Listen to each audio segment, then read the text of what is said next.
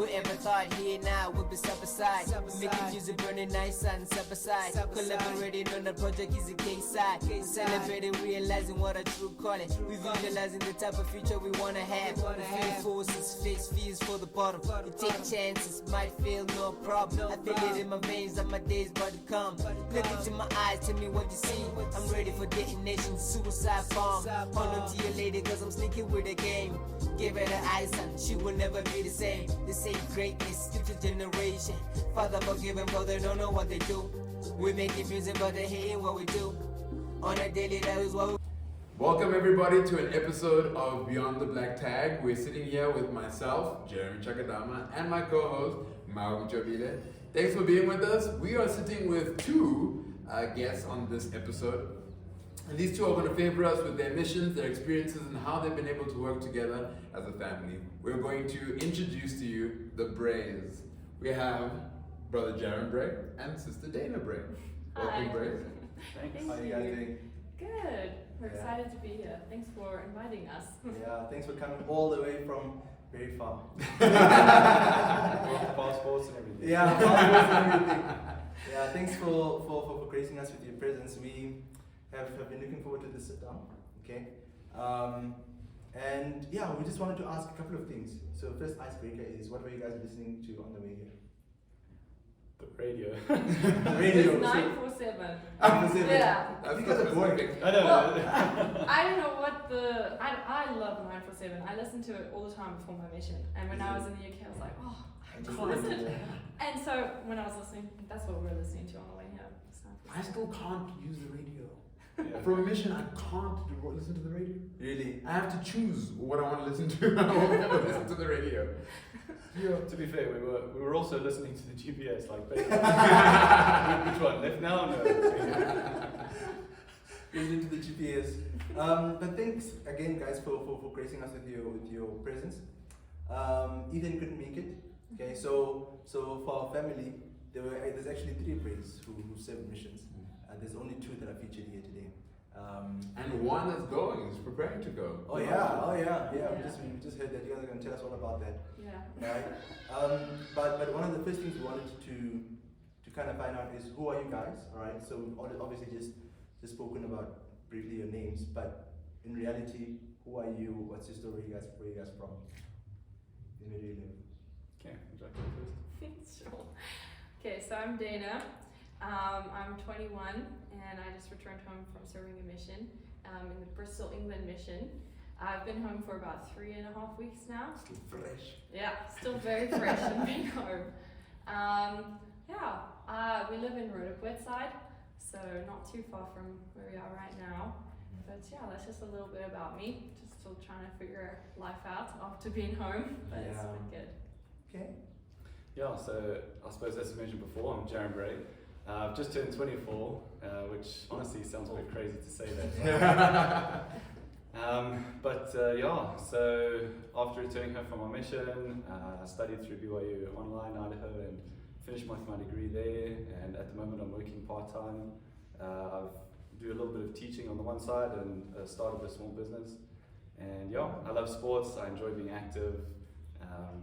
I would say probably most nights of the week you'd find me at the squash club. Just enjoying it. Okay. Enjoying Okay. life. So is that what you guys do? Do you both play squash for fun, or do you do different things? I used to play squash, but I kept getting hit in the face. And I was like, you know what? Maybe I should. I'll find something else. So, but yeah. It wasn't my fault. Yeah. Oh! It was the other brother's fault. No, we actually went with a friend about a week ago and played squash, and I actually really enjoyed it. So I'd like to get back into it, but who knows? Do you guys know Scott Sterling?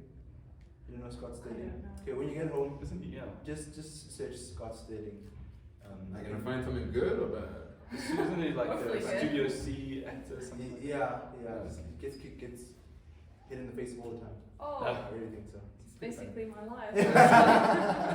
Someone you can relate to. That's what this is all about. Yeah. So what, for you, Jarom, you have been home from mission quite a long time, right?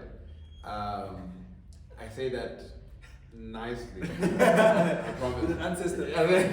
He's been home longer, but we won't talk about him. That's why he's got a before beard. But you've been home for quite some time. What you're doing now with your life, so you talked about some of the hobbies that you're doing. What you're doing now, has that stemmed from your mission? Or these things that have come just from life in general? Before, you've just been like, well, this is what I'm going to do anyways, this is my plan. Yeah. How did that look? Well, I guess it kind of does start on mission. So, when I first served my mission, it was pre-COVID as well. And so that did play a little bit into what followed after mission, because when I came home it was still coming out of COVID. There were a lot of things that had changed, and so inevitably that changed some of the ideas that I had and plans that I had.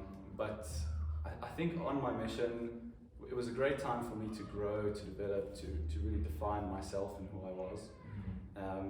And I suppose it's natural.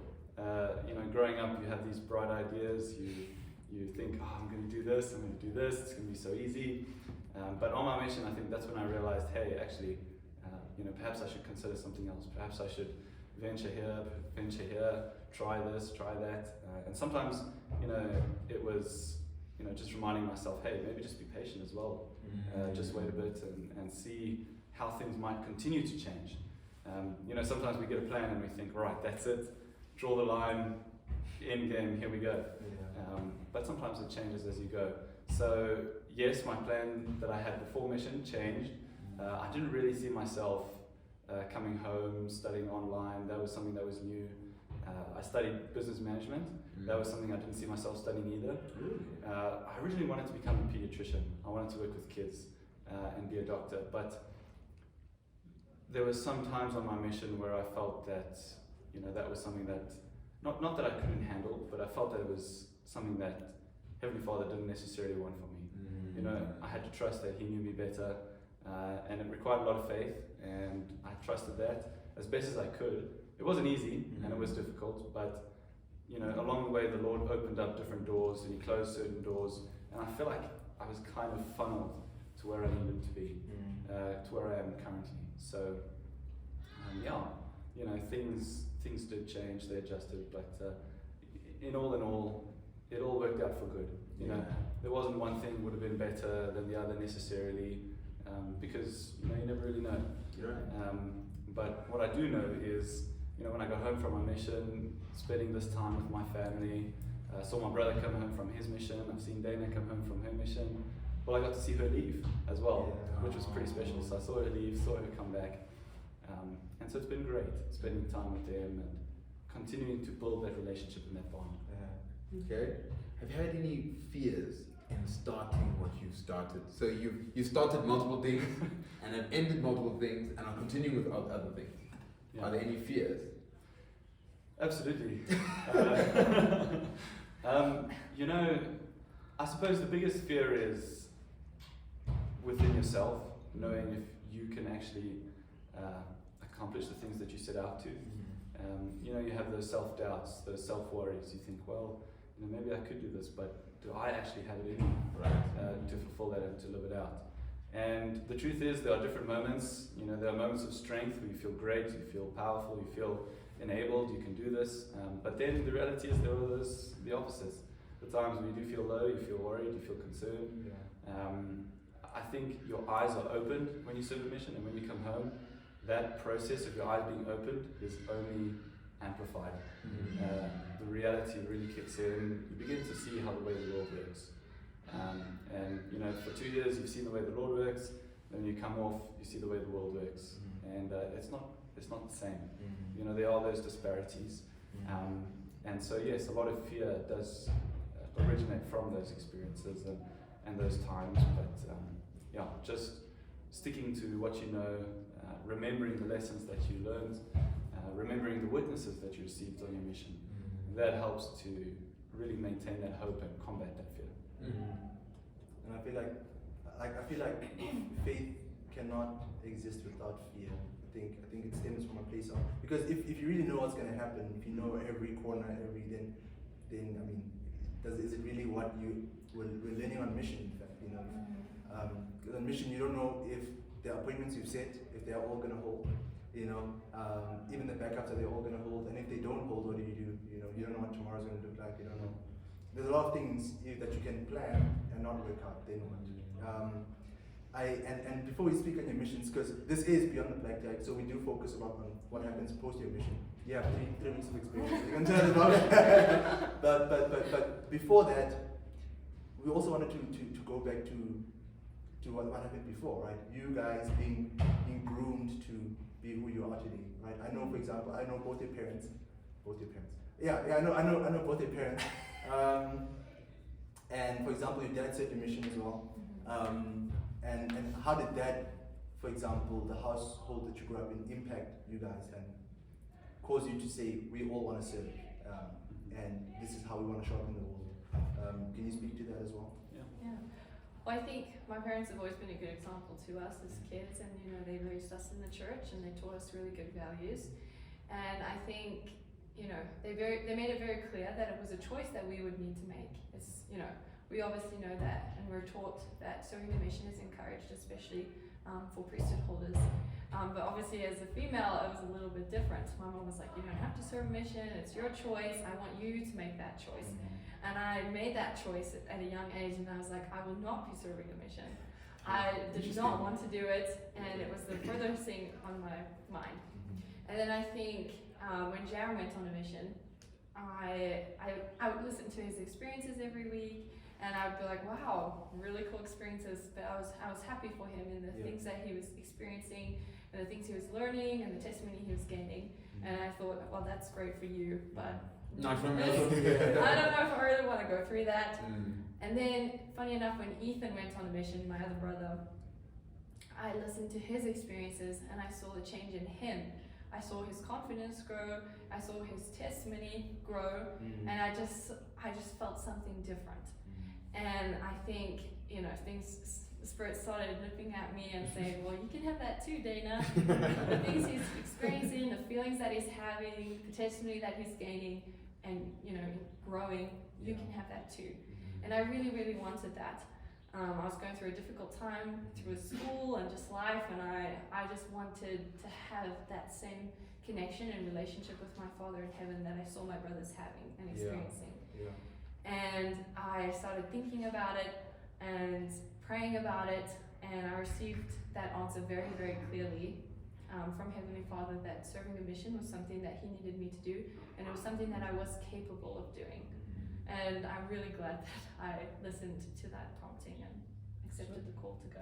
It was like a Laman and Lemuel time that you had. Yeah. You turned to Nephi later on. Thank goodness. Yeah. Do you feel similar about it? Do you also feel that you were groomed maybe?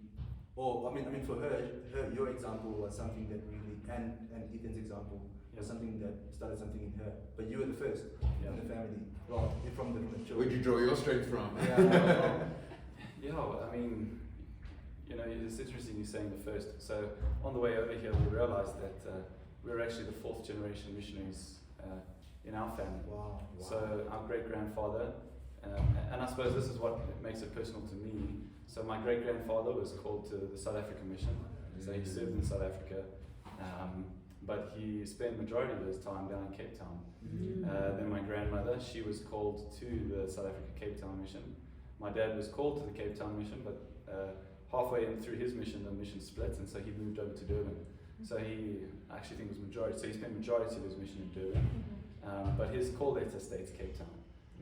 And so for myself to receive that was quite special. But growing up, our parents have been a great influence for us. They've been righteous examples, they've been good examples, not just religious examples, but you know, for example, my father, he has really taught me how to, he's taught me what a man is, you know, what it means to be a man, through his example, through his words.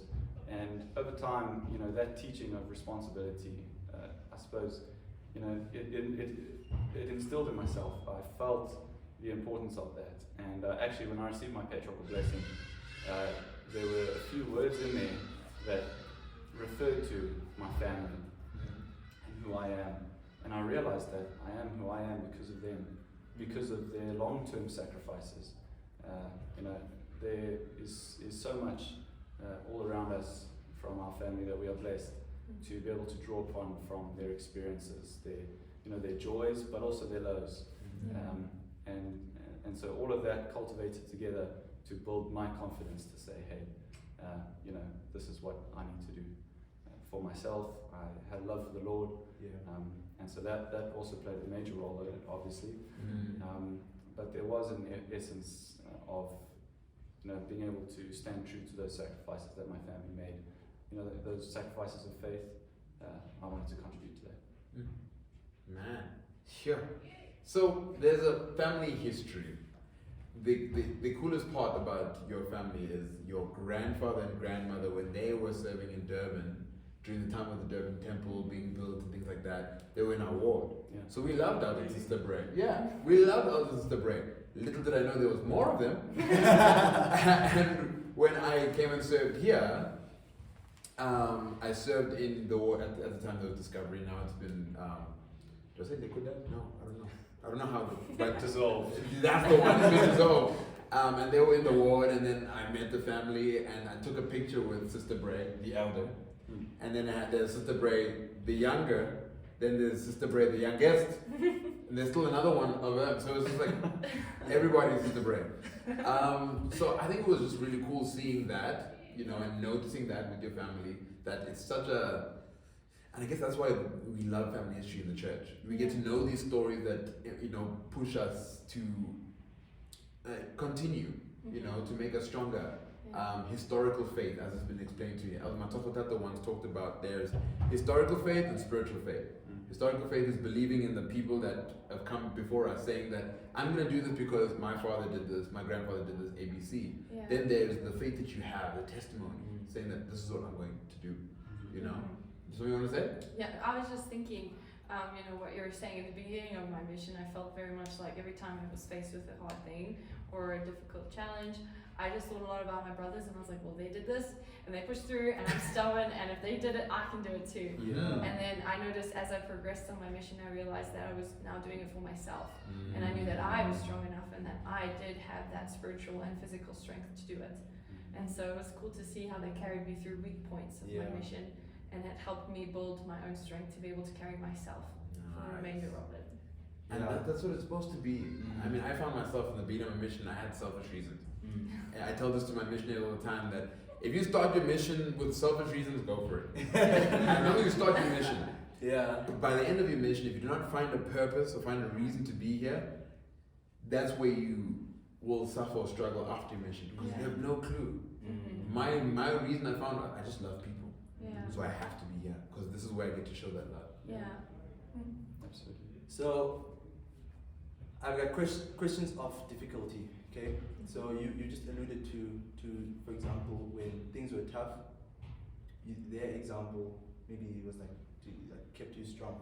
In fact, I was even thinking as you guys are speaking right now, I was thinking it is so important to have people who precede you. But if you don't have that, be that person who precedes others. Elder Holland, when he came here in 2019, he said, if you have no other reason to join the church but for your children, that's good enough reason. And I think you guys are the evidence of that, right?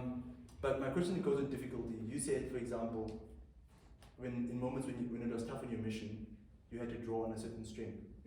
And some people naively believe that mission is just roses, right? And I'm sure you know better, right? That there are good days, but there's also days that are very, very tough. Terrible days. Right? And you just feel like, what am I doing here? Why did I even come on this thing? How do you guys feel about the difficulty, right, of the mission as it applies to your life right now? Do you feel like it was worth it? First of all, the difficulty was worth it, and do you feel like it's helping you now in whatever you're doing? Yeah, I think so. For me, if anything, mission gave me a confidence, right? So, and that confidence stems from knowing that I can, number one, get through tough times. I can do them somewhat well. Sometimes it doesn't really matter. You just got to get through. But what matters is getting through. And for now, like I said, it gives me that confidence knowing that, hey, if I've got a tough time now, I've been it before. I know the formula. If you could put it in a quote, I know the formula to get through that. Whether it's remembering patience, remembering faith, drawing upon divinely appointed resources, whatever it is, you know, that's the example for us. Yeah. I think for me, I realized, you know, on my mission that Heavenly Father loves us and we are His children, and He will not ever leave us to be in a moment of darkness longer than we can handle. And I think I realized on my mission, I realized that.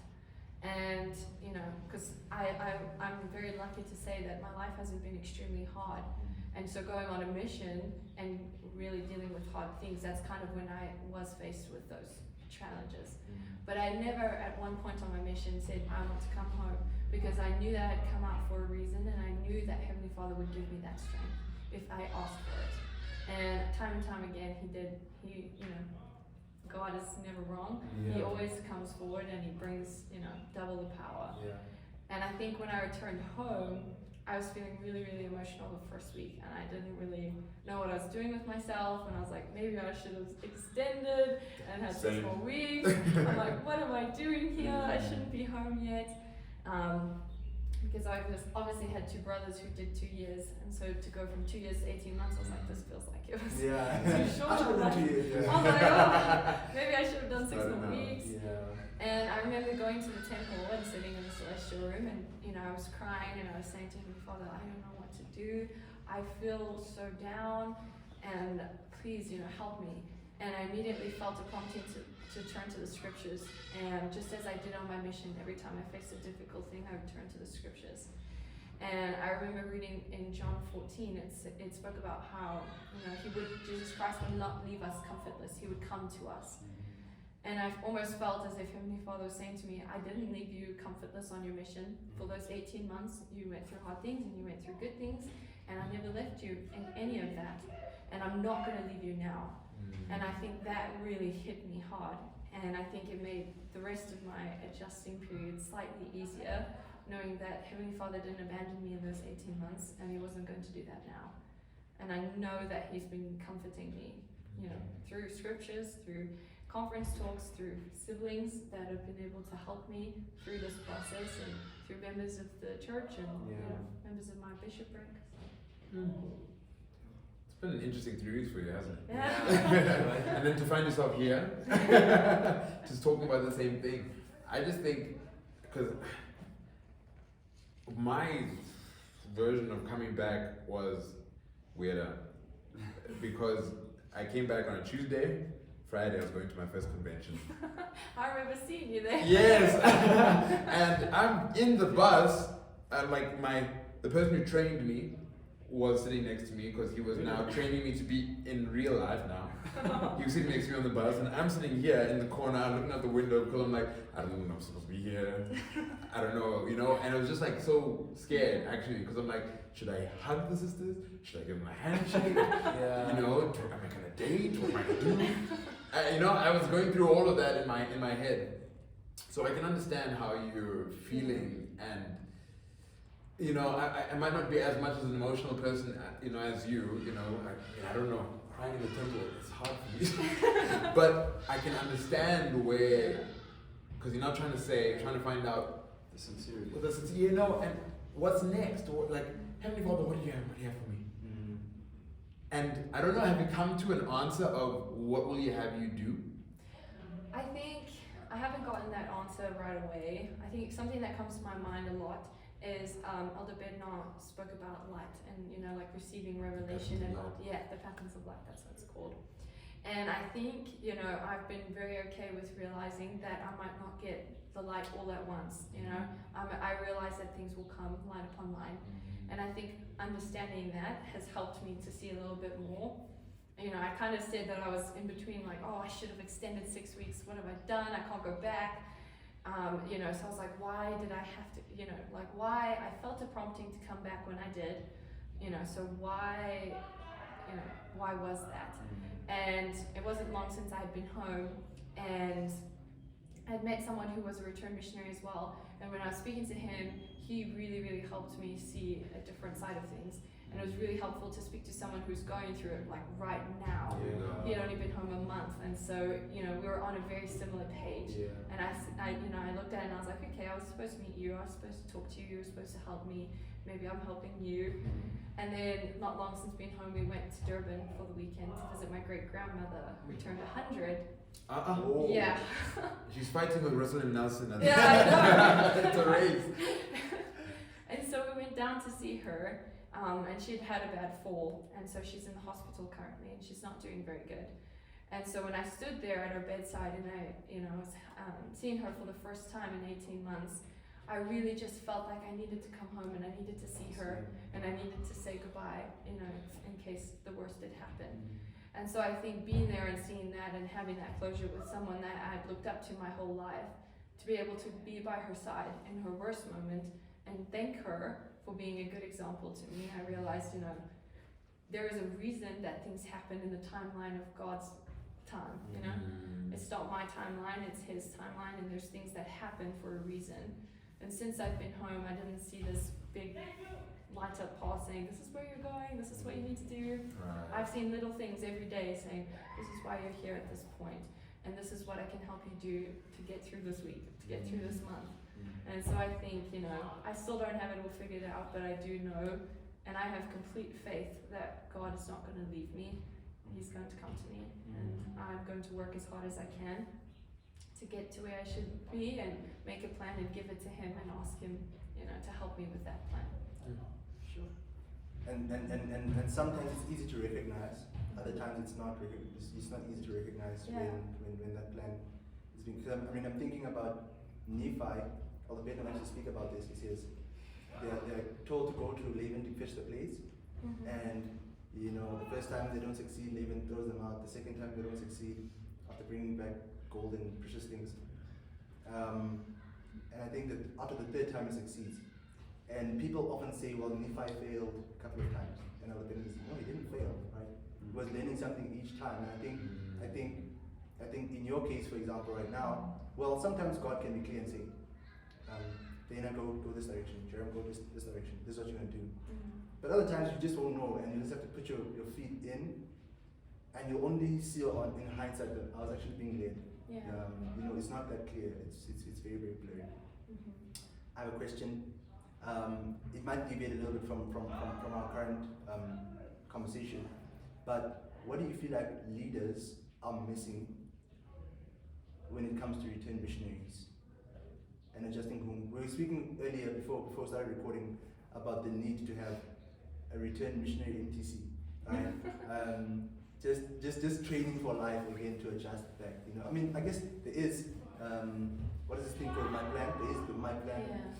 Thing. Nothing close, but yes. Yeah. there's my plan, but in reality, it's like you go serve 24 months, 18 months, and then they're like, okay, well, thank you, and you're like, oh, but what do I do now? I just had a companion, I just had a structure, I just had all this thing, but now I'm thrown back and I have to figure things out on my own. Yeah. So what do you feel like leaders, maybe they're not missing it, but what can they emphasize more when it comes to us, our age group, that would help us? What would help you as an individual, if you like, at this stage in your life? Yeah, I have a lot of opinions and thoughts on this one, actually. I was just thinking. We were talking obviously before we started recording, and Jeremy mentioned the setting of, when you go on a mission, you get set apart. You get this beautiful blessing to kind of prepare you to go, and then you come home and they're just kind of like, good job. Yeah, well, just remove the tag. Good job, just take off the tag. And I think that's something that a lot of missionaries express. They were like, oh, I did this thing, I just served a mission, why was that released like that? And I was thinking about it, and it hit me as he was mentioning that. He was like, shouldn't they have been metal? They didn't put their hands on my head to release me. And I thought, oh, that's a good point. And I realized it's because, we're never ever going to stop being a missionary. And I think that's something maybe we can express to people when you're returning from a mission and you're being released. They're not putting their hands on your head to physically release you for a reason, because you're still a missionary, just in a different capacity now. You can still share the gospel of Jesus Christ. That's what you covenant to do when you're baptized, to be a witness and representative of Jesus Christ. And a missionary with a tag is just a little extension, temporary extension of that covenant.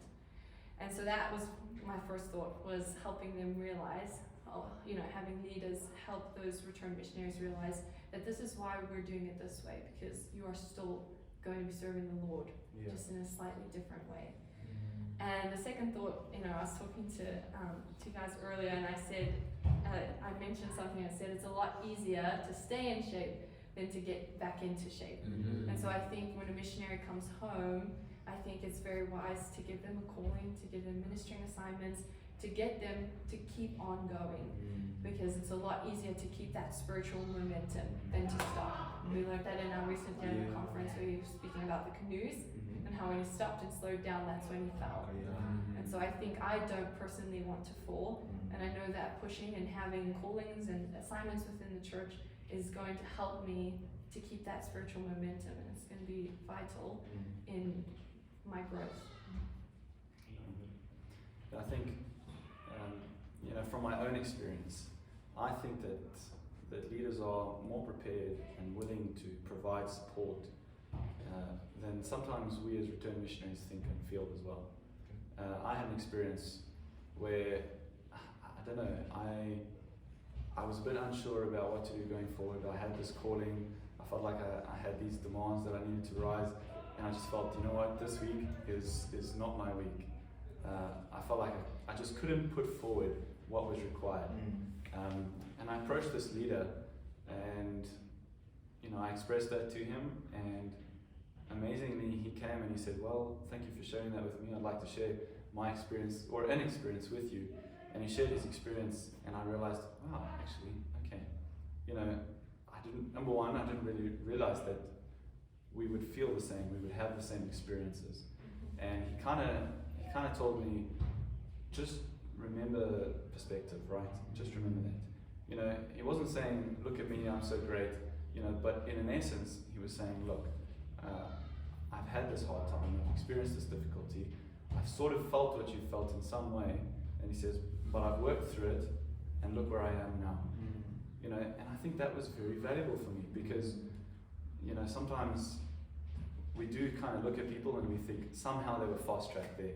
Somehow overnight they magically switched, and now that's where they are. But it really was a process, and it took a lot of time. And so, I don't know, for leaders, it's difficult, right? They're married, they've got responsibilities, they've got family, they've got work, they've got church callings. It can mount up a lot. But sometimes reaching out to people and saying, hey, Mo, you know what, man, I see you've got great passion for film, whatever it is. He says, what are your thoughts about that? Is there some way I can help? Could I point somebody in your direction? So I think just taking that initiative and making that approach, it goes a long way. But also, looking at the individual, assessing what they are, what their needs are, and then taking a step from there. Sometimes it might be, hey, you're a real hard worker, you're a go-getter, and I feel like maybe you could apply it differently, you could try this. Just shift it a little bit. Remember that, we are unexperienced. Sometimes we're a bit in the deep end. And just having that little push, or someone there hold your feet, hold you back, guide you along, just for a couple seconds, just to remind you, hey, you can stay afloat, but try this way, or have you considered this? Have you considered that? So So we're coming to the close of the conversation, and we've talked much about, we've gone over some different things. One of the questions that I wanted to ask, based on, hold on, what did you say? There was a question I had in mind. It's gone now. What was the last thing we talked about? I'm sorry. You're like me. Yeah, it's like gone. We're speaking about leaders assisting returned missionaries. Yes, okay, cool. Came back, so I'm going to do that again. So, we were talking much about the leaders that were assisting and trying to help them, giving them advice. And I love what you guys said, especially about how they can look to the returned missionary, kind of see a skill set within them and say, one, I can drift you off here. Your energy is being misused in this direction, in this place. Why don't you try in this, It also takes a lot of encouragement or respect from the return missionary to go to the leader seeking such help. Yeah. I want to look at the return missionary in this question of the return missionary. You know, there's a return missionary that is in the ward and they're struggling, right? They might feel disheartened, they might feel discouraged coming back from the mission. Whether they experienced the mission where they regret being on mission, or they came home early, or even if they finished their mission, they're still good, but the challenges after mission are just way too much. What is it that you're going to do? What can we do or say to that missionary, that returned missionary, to help them to find that energy or that spark back to get going? I know everyone has agency, so he has to figure it out for himself, but like, how do we go forward? How do you help a person to go forward from there? Well, I think from my side, first of all, I would just say don't give up. You know, and I know that can sometimes feel and sound a bit cliche, but really the first step is to just be committed to not giving up. If you can reach that point, then know that there is hope, that the Lord will send something, and it will get better. I don't know how, I don't know how long, but I know that will. I'd say as well not to lose those good habits that you did develop on your mission. You know, they have you do personal study every day for a reason, because it does give you strength. And so I think, you know, to continue studying, and I think as well to, you know, ask for help. There's nothing to be ashamed about if you're struggling, to go to someone and to ask them for that help. And to put yourself in righteous places as well. I know it can be a little bit more difficult for some people. You know, we're fortunate enough where we're close enough to be able to go to the temple as often as we can. And I think that going there helped me a lot those first 2 weeks of being home. You know, being at the temple and being in a place like that helped me. And I think, you know, I mentioned leaders earlier. I know that, you know, since I've been home, my stake president and my bishopric, have been very, very helpful in helping me to adjust and to receive help, and family members as well. And so I think, you know, just realizing that there's help there for you for a reason, and there's resources you can turn to help you get through difficult times and adjusting to being home. Well, Jarom, Daena, thank you so much for joining us today. We love you guys so much. Shout out to your mom. You know, your mom took care of me as a missionary. Yeah. Yeah, she took care of us, made sure that we were well fed, and I'll forever love her for amazing food. I still haven't found a match. Don't tell my mama said that. But yeah, no, thank you guys for coming through. And yeah, if you guys, are you on social media? Yep. Okay, what are your Instagram handles? I don't actually think I've been on Instagram since I've been home. I'm pretty sure it's Daena Bray 14 or 16 now. But Okay. We'll find you. Yeah, but we'll put all the details in the video for people to reach out as well. nice. Thank you so much, alright? And for us from the Beyond the Black Tag team, Yes, sir. this is a wrap for us, alright? And we'll see you next time. Who would've Bye. thought that it's really never straight gun? It's full of flows like the fake one, say one. Nigga the jokes, Michael Blackson. After the door we watch him fall, K-Cross. I can't stop, won't stop, till his feelings burn out.